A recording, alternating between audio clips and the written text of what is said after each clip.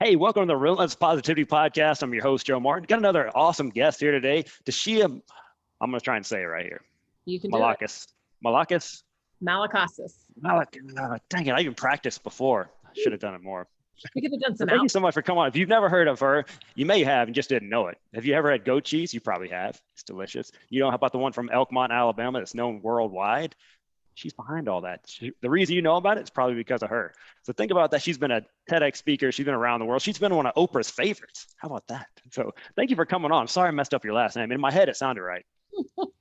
It's all good. You can't really mess it up. And it's all great for you anyway, right? So see, you nailed that. Thanks for having me. Kind of on that same vein. So you grew up in Alabama. How often did you get your name butchered right there? All the time. I mean, all the time. So listen, I have friends whose names just a little bit different, right? Like just a tad different. And they get so upset when their name is pronounced differently. Mine is so different that I feel sorry for people who have to pronounce my name, right? Like anyone who has to cold call me, I feel really sorry for. Yeah. So I have tons of empathy, not just for someone getting it wrong, like it feels bad to me. I feel bad for the other person. Well, that's good, because as a Joe Martin, I got it pretty easy. And then I try to go up against your name, and man, I'm telling you, you know how it sounds good in your head and it looks fine in your head, and then it comes out, you're like, that's not right. But all right. But anyway, I'm glad I'm not alone though. So that's good. So talked about you grew up in Alabama. So you're from Huntsville, Alabama as well. Little known place. Kind of like people don't know about it. It's not really Alabama. Huntsville's a little bit different. It's more of a melting pot of people from around the world. So tell me a little bit how you grew up. So I grew up here in Huntsville and went to Grissom High School. And, all I wanted to do, Joe, growing up here in Alabama, because of our reputation, right? We say Huntsville's not Alabama, but what we're really saying is don't identify us with what you think Alabama is. Right? Yeah. But all I wanted to do was leave Alabama, right? Like I was like, okay, I've got other things. And I've got other things to do. There's a great big world out there. This is not it. And life continues to prove me a hypocrite and a liar, 100%, and it always will. And I'm glad. I said that one time when I was giving a talk that I'm a hypocrite and a liar, and someone went, I'm like, well, I don't.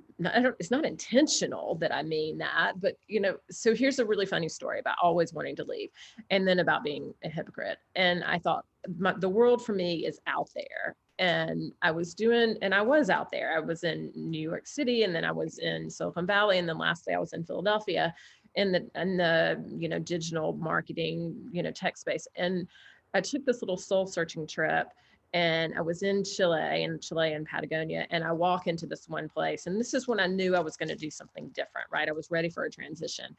And I see on the wall there's my favorite poem. I walk in, and it's like in the middle of the night, and I see this, I've been traveling all day, and I see this poem written on the wall. And it was about having to leave a place in order to come back and know it for the first time. And I knew right then I was going back home. I mean, I just knew that I was going to come back home. And who knew that cheese was going to be in my future? But that was the transition for me was, I'm coming home to know a place for the first time. And it turned me into someone who wanted to leave Alabama into the biggest advocate. And here's even like, and I know I talk ad nauseum. You ask me one question and I'll talk for 30 minutes. But one last point about that being an advocate for Alabama when all I wanted to do was escape from it is a couple of years ago, the state of Alabama Department of Tourism asked me to be their spokesperson, right? It was the year of the maker, and they wanted to celebrate me and Belchev. And here's why you want to, here's what's great about our state or our makers.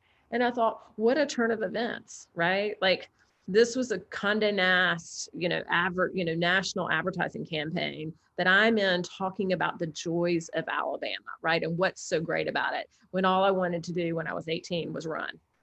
So hypocrite much? Yeah, for sure. Yeah. Well, hey, I grew up here too, went to Grissom as well. And I was like, man, when I graduate, not coming back. There's nothing to do here. And then you realize come back with a little bit more experience. You go visit other places like, Huntsville's pretty all right. This is a pretty okay place, In the southern, for me, it's, spending the time in food that, like knowing my roots with this, right? Like there are deep Southern cultural foodways and traditions that are beautiful, right? And it's easy when when you think the world is better than you, right? In a way to go, oh, okay, no, French food is better, or Italian food is better. And they have these great traditions. What does the South have? The South is deep and it's rich and it's meaningful and it's beautiful and it's agricultural and it's familial and it's all of those things. And so it's poetic, just as poetic as French food is. So having a new understanding has made all the difference for me. That's cool. So you kind of have the South in you, but you also have that Greek heritage as well. Where does that kind of meet in how you've kind of came up and stuff? Yeah, so it's so interesting. I think I'm culturally confused because, like I'm half Greek and I'm from the South, and then I end up making French cheese, right? So, but in the Greek heritage, right? Like someone told me when I got in the business, they were like, "You're doing what Greeks have done for millennia, right?" Like and the whole cheese making tradition, and who knows, it may be in my future that I lean more towards those Greek roots, and I've kind of spent time here in Alabama and building this and celebrating the Southern culture. But I think maybe that part of that Greek heritage might be a piece of my next step. Cool. Yeah, I think it's just an interesting crossroads right there. But so you're out there in the high tech world working out there, and then all of a sudden you decide to turn. I've heard you describe it as going from software to soft cheese. So kind of what does that process look like? What's so funny is that I thought this is again a good example of life teaching me lots of things or making me a hypocrite. Is that I thought in leaving one industry that I would be starting all over, right? Like I'm just a total 360, but nothing follows me, and I'm out on my own in brand new territory. But really, what I learned in the space that I was in absolutely became a cornerstone or a foundation, more so than a cornerstone, I think, for what I did in the cheese business. And you could say, okay, they're totally unrelated, but and they are. But I worked solely for startup companies in my past. They were fast growing and with great entrepreneurs and really smart people. And so I learned about what that takes, right? What kind of culture you need, what kind of startup energy you need, what kind of passion you need, because you're always working for a founder, right? Or someone with a great idea, someone who's challenging the market in some way or expanding in some way. And so this, going into the cheese business, very different, right? A very different product, but the foundations of being a starter and a beginner and launching something wasn't lost on me. And I was really glad to actually come to that realization that it was all very important. Absolutely. So what is the process? In case people haven't heard your story before, so you come to Elkmont, Alabama, and I'm going to start, and you didn't just start working. They put you to real work when you got there, right? Yeah. So let me back up a little bit and I'll tell you kind of how that happened. So coming to Elkmont, why in the world would you be in Elkmont, Alabama, making goat cheese? But so when I was in the tech space, all the companies we'd build up and we'd sell, and I'd, maybe take a break in between or maybe go on to the next company. But at one point I took a sabbatical and I went to culinary school in New York. And while I was in the city, I happened into like a gourmet cheese shop in Manhattan, and I found Belchev's cheeses there. I didn't find them. I didn't know about them when I was in Alabama. I found them when I was in New York, which is crazy to me because I'm thinking, why does a good Alabama girl have to go to New York City to find something that was made in her backyard, right? So that's what started that journey to Elkmont. The business had been based in Elkmont probably for about 15 years and had a great reputation, was in the cachet cheese shops in the country. Not very big market, but certainly a high-end market. So when I came home to do this, I was in Philadelphia. I ended up calling Liz Parnell, who was the founder, and I said, look, I just quit my job and I'm coming home to make cheese. And she's like, huh? It's so, who are you again? Is this a crank call? And so not really, but then I came home and I worked for her for free for 6 months and learned the art of cheese making. But yeah, so when I came home, I went, came back to Elkmont or came to Elkmont to work with Belchev and to learn this. And it was, it's washing the floors and it's scrubbing out, milk tanks and, cheese vats. And I called cheese making a glorified cleaning job. which, it is, but a beautiful one too. So yeah, I mean, I went to work. I mean, I needed to learn how to make cheese before I thought I was going to, take this to, the whole rest of the world. Yeah. I worked hard. Yeah, absolutely. And one thing that you did do to kind of get the brand out there is you went on a cross country tour. So you're basically at an Airstream. It's you and a goat and a bunch of goat cheese going out handing out samples across the country. What did that look like, and how did that come about? That's so funny. So I don't, sometimes like we've done so many things, like I'd almost temporarily forgotten about that. But yeah, no, that was so much fun. So I don't know. I just like the whole marketing and spreading the goat cheese gospel and all of that stuff was just lots of fun. So we would come up with crazy things. But yeah, I actually called Airstream. I had this idea. I'm like, let's take a little road trip cross country. And I called Airstream and I said, look, you're a cult brand, we're a cult brand.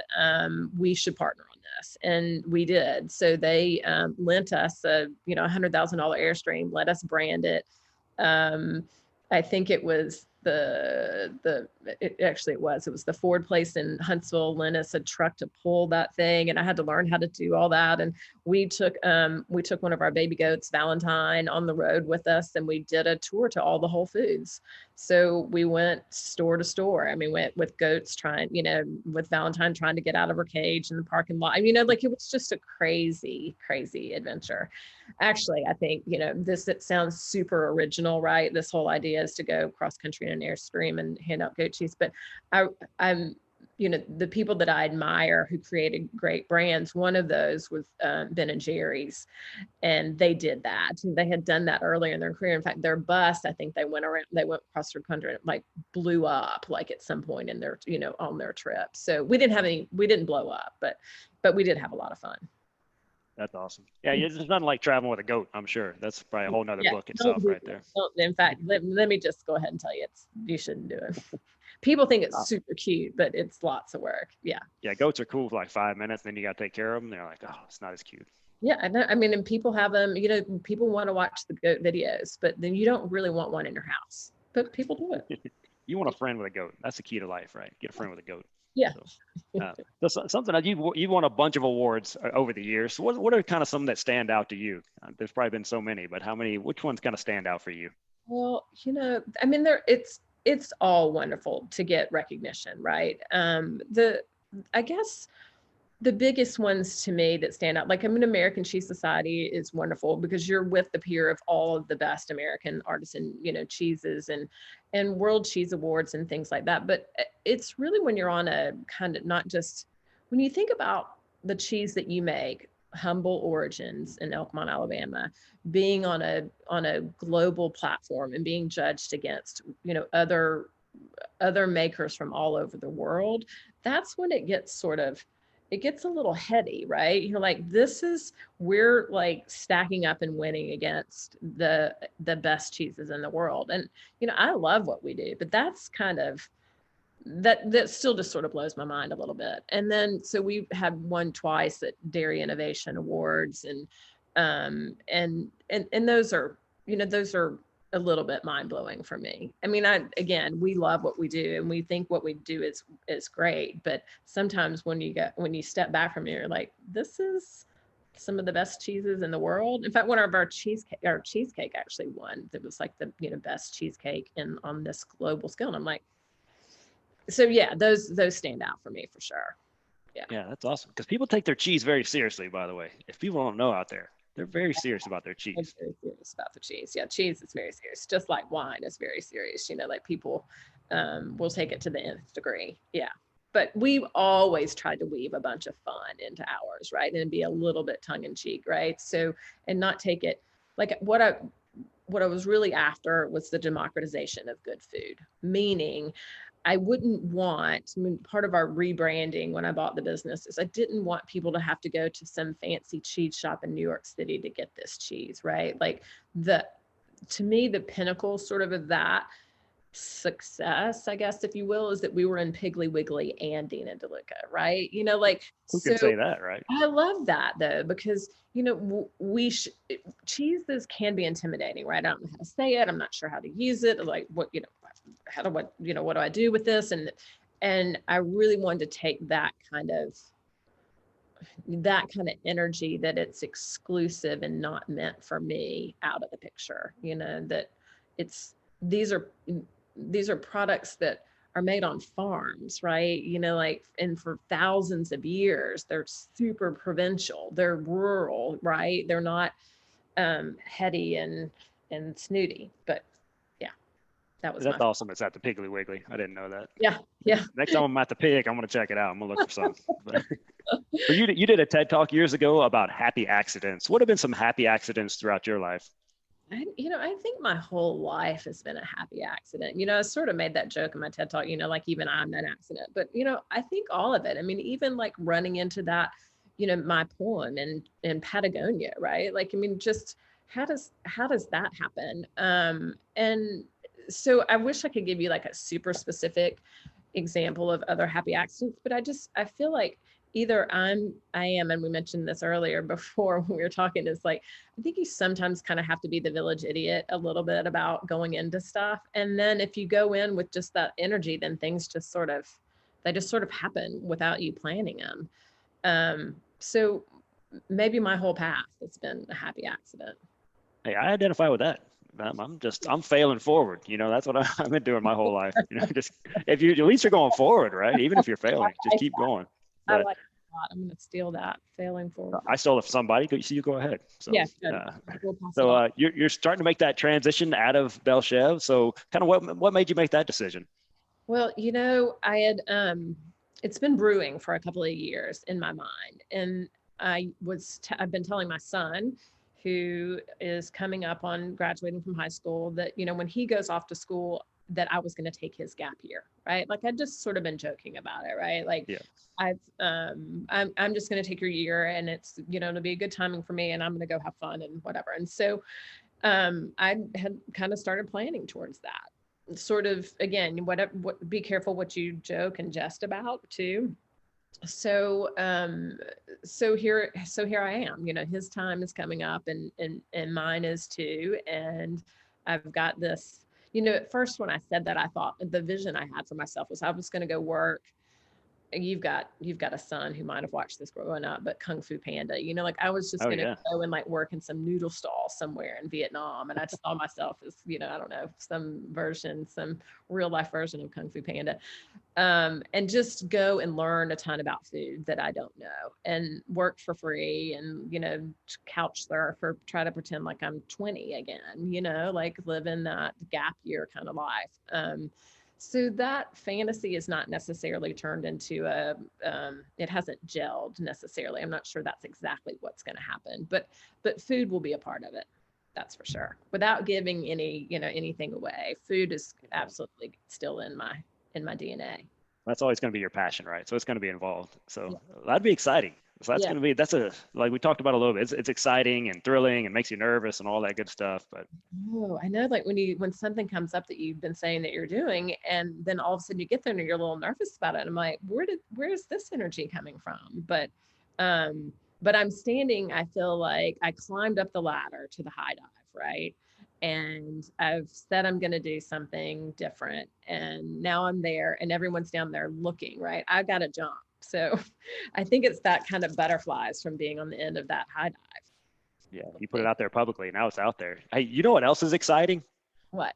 Sponsors. That's what's exciting. Hey, I don't know if you're familiar. There's a company called Apparelab. They make very nice shirts, from what I hear. So, whatever you start your new brand, you may need some shirts or tumblers or something like that. Apparelab is where you go for that. So we're going to do some giveaways at our Facebook page, Relentless Positivity on Facebook. You check that out. We're giving away some tumblers here pretty soon, other things like that. But if you want to get shirts, if you want to get banners, you want your car wrapped, if you got your goat, if you want to get a shirt for your goat, they could do that as well. But for any business looking to brand, branding is very important, as you know, someone who's branded several things. You got to have those shirts and banners and all that good stuff. So Apparelab's where you go. And you know what? You can save 10% with a little code called Relentless. You got to be able to spell it, and I'd look it up if you don't know how to spell it to get 10% off. So you want to email the Apparelab. I got to spell it out so I don't mess up your name.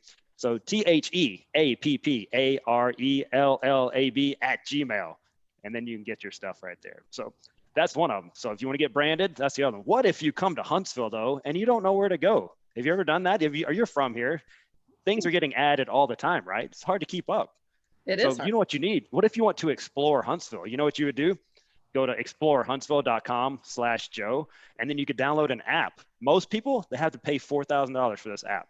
But if you go to that website right there, for free, absolutely free. So this is a combination between, I know you know about the Huntsville Madison County Visitors Bureau. You've done a lot of work with them. They've combined forces with Rocket City Moms. You got two powerhouses coming together. It's like Bert and Ernie together, two famous powerhouses. They created this app. So you go in there and you can look up things to do. You can look up anything you want to do in there. If you don't know, they'll tell you what you want to do. You don't even have to think about it. And then you click on that. It's got turn by turn directions. You can get there. So even if you get lost wherever you go, even if you're from Huntsville, I still get lost. I mean, it's embarrassing. So you can use Google Maps, which has saved my life and my marriage. You remember what was the thing before that where you print off the dirt? MapQuest. Remember MapQuest? Yeah. Yeah. Remember maps?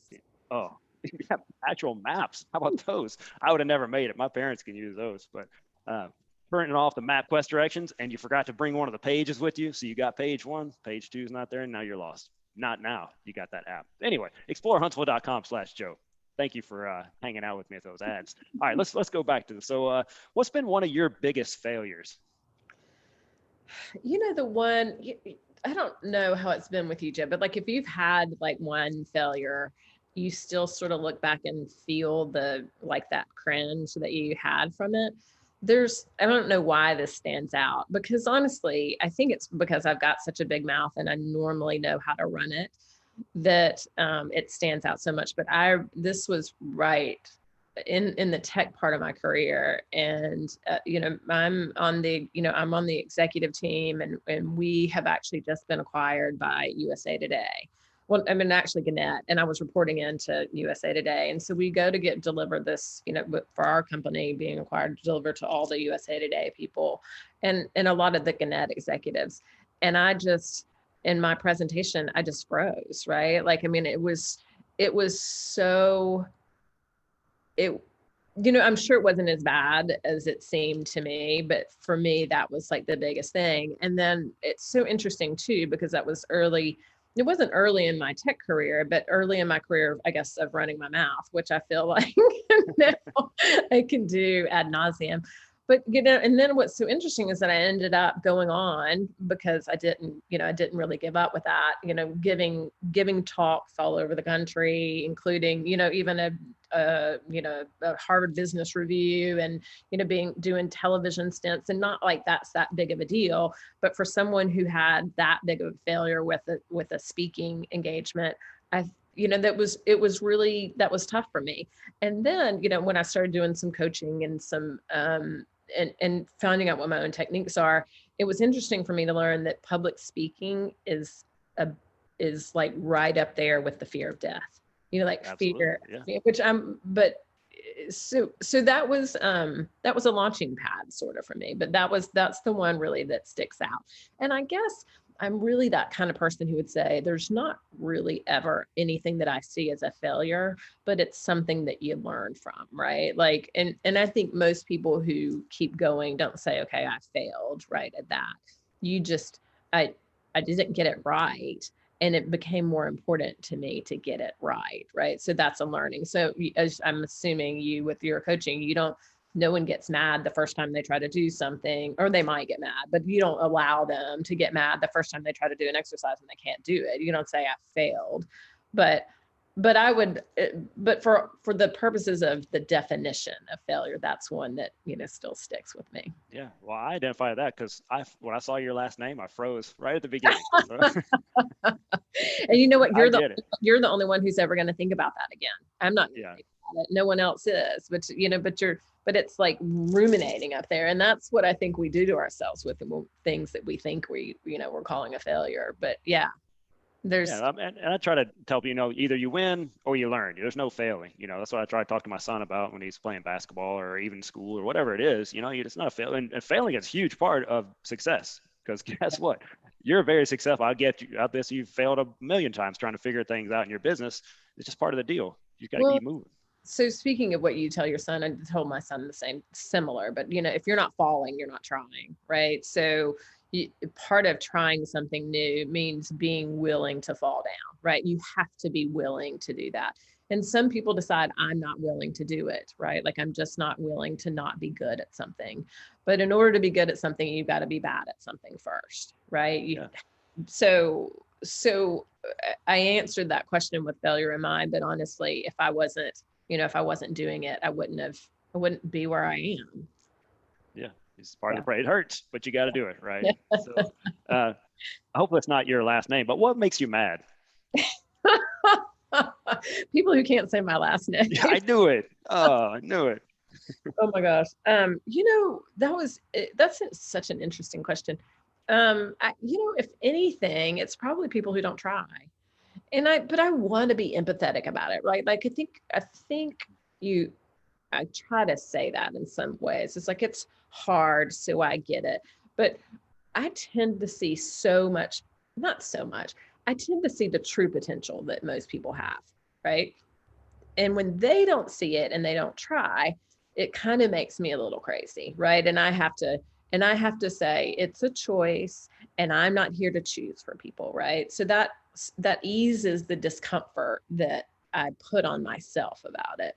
But I would say that if anything, that's probably the only thing that makes me mad. Yeah. Well, I like to ask that question because it tends to be, that's what people are passionate about. So that's just passion. You want to help people. You want to see them do their best. So that tends to be, it kind of makes you mad because you want it so bad for them, but it's frustrating because you can't do it for them, kind of deal. So it kind of shows you where your passions are. Yeah. Well, thank you. I'll take that. And I think it's probably comes to like when, the world is a mirror, right? So if that's what makes me mad, it's probably what makes me mad about myself too. If I'm not trying, Sure. Yeah. if I give up, which I'll, that would make me mad. Yeah. Yeah. Okay. Kind of like that. But what inspires you? So what you're mad about something. Now, what are you inspired about? Oh my God, it's going to be the exact opposite. People who are trying. I mean, like, I love more than anything. Like, I can't tell you how much, like, I'll have someone come to my house who's going to like be cleaning my sofa or something. And this is like a real life example, actually.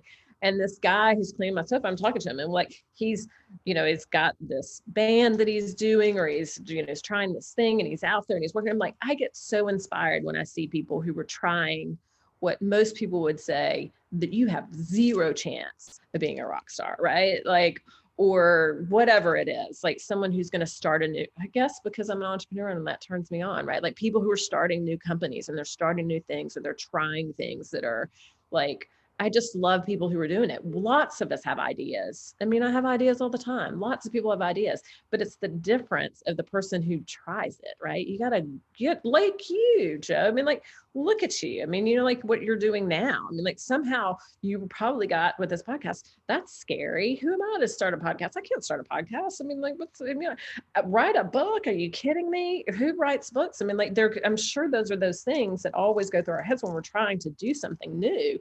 But it's the person who does it, right? It's, what's that one poem about, like the person who's in the arena? Can't remember. Yeah, it's just the man in the arena. Yeah, that's it. So it's the one doing it. So you had all the words right there. But yeah, it's good. It is scary. We talked about it, just putting yourself out there and all that stuff. And we also talked about you kind of got to do it to be successful. So I guess I'm pretty easy to figure out, right? If what makes me mad and then what inspires me are basically, two ends of the same stick. So I guess I'm a one horse girl, one pony girl, or whatever that is. There you go. I'm end up give me some analogy for that, but yeah. All right, so you're starting this new career. What are you curious about? There's so much out there right now, then you've learned so many other things. What are you curious about? Yeah, I'm continually curious about, food and food ways, right? Different cultural aspects of getting to the same thing. It's almost anthropological to me, right? Like how food defines a place and how a place defines its food and so on and so forth. So, at one point I thought, well, I can just go get my PhD. The NYU has this PhD program, and it's all about, anthropology and anthropology studies around food and foodways. So I'm certainly curious about that, and also drink, wine for sure, and I mean, and all the things that go along with that, right? Like I love the analogy of champagne to being an accident, but So I would say those two things particularly for sure have some curiosity for me, and other parts of the world too. Yeah, maybe my Greek heritage more. There you go. I'm seeing some hints here. I'm trying to figure this out. I'm trying to figure it out. I'm trying to get you to speak something. So anyway, Yeah. so do you have a nickname? I really don't. I probably should. I might actually. Well, not one that I necessarily would call myself, but I've been called the goat cheese lady and goat girl and whatever. But It's not like very flattering though, is it, the goat girl? anyway, I'm like, huh. So yeah, and I think it's easier for people too because my name is so hard. And if someone's really having a hard time to make them feel comfortable with my name, I just tell them just call me T. So that's takes some of that pressure off. I mean, I know for me, like I want to get someone's, like you want someone to know that you know who they are, but then you've got this crazy name that you think you're going to butcher or mess up. So I try to take the pressure off with that. Yeah, nobody does that. It's no worries. Yeah. My son's name is Brendan, not Brandon. So we just call him B. It's just easier for everybody. So I understand that too. So if you get a kind of a different name, you got to, hey, just call me by initials. It's fine. So yeah. It's weird when people call him by his name now. So he's been called that so long. He's called B for so long. Yeah. Just call him B. It's easier for all of us. So but all right, we got one more very important question too. It's a very deep question right here. So it's your senior year, you're at Grissom High School. It's Friday night. You're out in the car. First of all, what's on the radio and what are you and your friends doing that night? That's so not fair. I thought this question was going to be like current. Like, what am I? So Friday night, senior in high school. You can do both if you like. I have this memory of listening to the Cars a bunch that year. Do you remember? You probably don't. You're young. Who's going to drive me? Oh, the Cars had a bunch of. There's one that I thought was like, hey, there's a car song involving a car. Like that's how deep I am. Yeah. Well, and we're probably going out just acting goofy. I mean, honestly, just a bunch of girls listening to fun music and driving around. Like when you're 18 and in Alabama, there's not a whole lot you can do other than getting together and driving around, right? Like, I mean, I spent some of my teenage years too, going back and forth to Greece. And I think European kids have it so much easier because they have things that they can go and do. And you know what, we ended up, because there's no place for you, right? Like you ended up in parking lots of crystals, like 45 cars there because what else are you going to do? So I do have some memories of Crystal's parking lot, I guess, too. So we were a little bit classier. We hung out the Hardee's parking lot. So a little bit of classier. No, that's not classier. Crystal. Right, so what's a Friday night look like nowadays? So what's on the radio nowadays then? Okay. Yeah. So apparently Alexa thinks I only like to listen to feel good classic soul because every time I ask her to play me some music, that's what she puts on. But so I would say that, or like even like a little Mac Miller, like I like some things like that too, and Nora Jones. And if you find me on a Friday night, I'm probably in my kitchen cooking for some friends and, preferably with a glass of wine in one hand. So you don't find me too far away from the kitchen really. And I like my cooking more than going out. So that's typically what we'll do. Wow, I'm the exact opposite. So well, that's weird. That's kind of picture what I picture you doing. Just having like a small gathering and cooking for people with a glass of wine. That just seems like that's your branding right there, right? Oh, good. Well, then you pictured it perfectly. So I sent you the image. Yeah, you had it right. Awesome. Well, thank you so much for coming on. I can't wait to see what you do next. It's going to be very exciting. I'm trying to figure it out. I'm going to be thinking about this, see if I can figure it out. But everyone needs to stay tuned and keep up with you. So what's the best place to keep up with what you got going on? Yeah, so if you can, even if you can't say my name, if you can spell it, maybe is TasiaMalakasis.com. So I'll have some updates there, and I have some things that I'm doing currently, and doing the little fun, some fun gatherings and cooking classes and courses and speaking engagements and those kinds of things. So yeah, that's the best place to keep up with me. Okay, cool. And I'll link that in show notes I know we got some spelling challenge people like myself. So I'll link that in there, and we'll just keep up with you and keep putting all the positivity out in the world. You do a great job about that, and I appreciate that about you. Thank you. And I appreciate that about you for sure. And thanks for having me on. Absolutely. Well, stay tuned, everybody. Go to our website, check it out, and we'll talk to y'all later.